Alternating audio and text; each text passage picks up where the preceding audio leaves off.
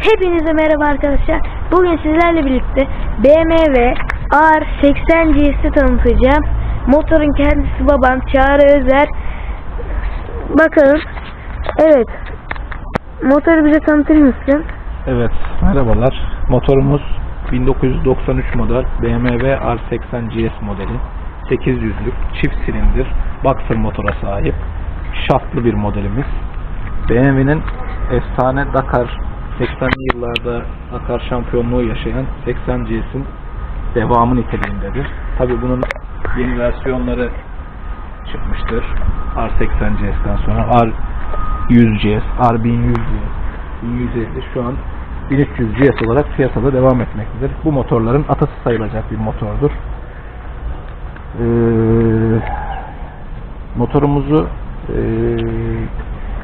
Özellikleri gösterin isterseniz. özellikler, motorumuzda teknoloji olarak çok fazla bir özelliği olmayıp yalın bir halde, mekaniği çok kolay erişilebilir, tamir edilebilir bir motordur. Şaftlı bir modeldir.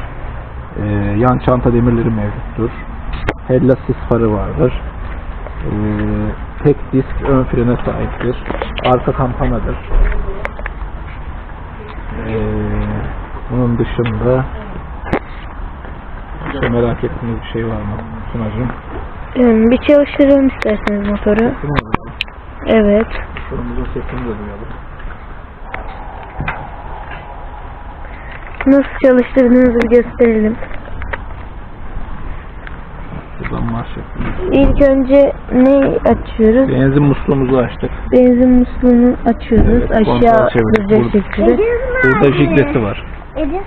Burada jiglesi var. Evet, jiglesi. Jigleden soğuk havalarda kullanıyoruz. Kışlık modu var. Buradan da emniyeti var. Emniyetini açtıktan sonra buradan marş yaparak motorumuzu çalıştırıyoruz.